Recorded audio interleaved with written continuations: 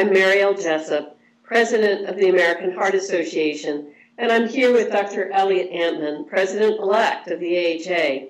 We're both in Melbourne, Australia, for the World Congress of Cardiology. It's been a terrific meeting, but the focus has been on global health. And we've talked a lot at this meeting about the 25-25 goal. Elliott, tell us a little bit more about these multiple sessions we've heard about the 25-25 goal. Yes, Mariell, it took me several sessions to understand it all myself. So it's the 25 by 25 global prevention goal. And this relates to the non-communicable disease targets originally defined by the World Health Organization. Known as NCDs. So NCDs, we've yes. all learned some more lingo. Yeah, abbreviations that people yell at us for using. But, yes. All right, so NCDs, non-communicable diseases, include cardiovascular diseases, diabetes, cancer, and chronic respiratory diseases.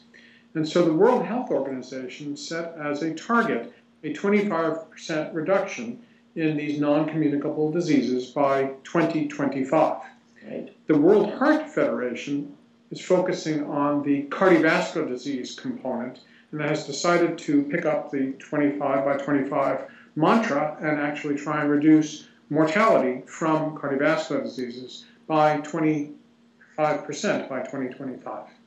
Right, and so then what they're asking individual countries to do is to take these goals and translate them into relevant goals for each country. So for example, in the United States, because of the American Heart Association 2020 goal, we're well on our way. But what we heard about at this meeting is that many countries, this kind of premature death from cardiovascular disease is not really relevant as they're trying to feed their population and house them and prevent communicable diseases. So it's a huge challenge. Very big challenge. We should define a few terms here. The World Heart Federation is defining premature mortality as dying from cardiovascular disease between the ages of 30 and 69, which was an important fact for us to learn.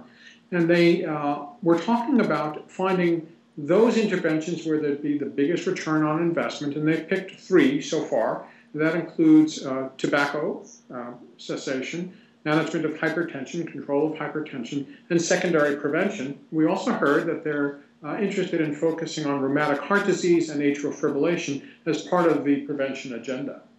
That's right, and I think one of the things that struck home for me as a heart failure doctor is in many parts of the world, the #1 reason why people develop heart failure isn't from coronary disease. It may be from rheumatic heart disease or even Chagas disease. So it's been a really important reminder to those of us from the United States that there's all kinds of diseases in addition to the scourge that we face in the United States from cardiovascular disease and stroke. And it's been a terrific meeting to focus on what programs and projects that we have in the United States from the American Heart Association that we could possibly convey to other countries. You know, Mariell, one of the things that struck me as we were hearing all the discussions was at the AHA scientific sessions, we're always talking about innovation, the latest scientific breakthrough. But what we heard here is that for the purposes of prevention and reduction of premature mortality, just simply doing what we already know works and doing it more effectively is probably the most important thing to do. We also heard a number of reports. In fact, there was a paper published in Lancet online this week that simply reducing the burden of risk factors actually is very effective in reducing cardiovascular disease mortality on a global basis. That's right. So many of the best practices that we've learned about in our own country are applicable. And then there's a lot more learning that we have to do.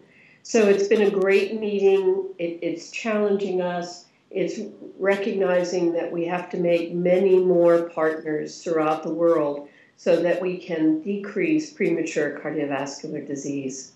Thank you, Elliott. Thank you for watching Science News from the American Heart Association.